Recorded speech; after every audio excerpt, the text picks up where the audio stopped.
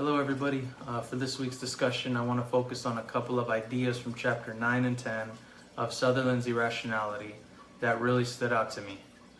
So these chapters talk about how much our emotions and mental shortcuts can influence the way we make decisions, even when we think we're being logical. So what surprised me is how often this shows up in everyday situations. One of the main points Sutherland makes in chapter 9 is that when emotions take over, our ability to think clearly drops fast. So people often go with whatever feels right in the moment instead of what the facts actually show. So I see this happening a lot, and it's usually not because people are careless. Sometimes stress, pressure, or uncertainty get in the way and end up controlling the decision more than the information in front of them. So chapter 10 focuses on how people ignore evidence that does not fit what they already believe. Sutherland talks about how we naturally trust what feels familiar and we hold onto our first impressions, even when the data points in a different direction. So once he explained it, it made a lot of sense because I see this play out constantly around me. This connects directly to my work at Region 18. A clear example is when I explain E-rate funding to school districts. Sometimes a district worries about the cost of our services, and the first reaction is to focus on the money going out.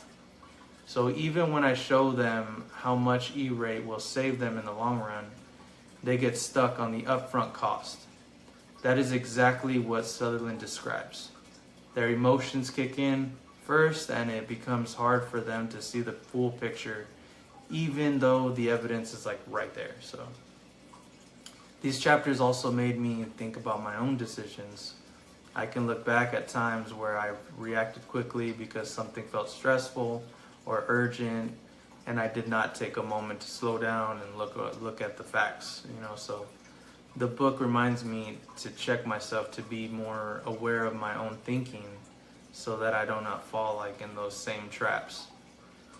For Region 18, these ideas matter because we help districts make really important decisions about technology budgets and planning.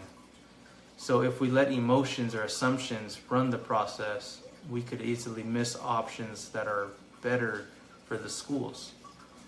Understanding these biases help me guide conversations more calmly and helps the people I work with make choices that are based on real information and not pressure or fear. So these chapters stood out to me because I see these behaviors every week. They made me more aware of how I think and how I can help others make clear decisions too. But yeah, that'll do it for my reading this week. So thank you all very much.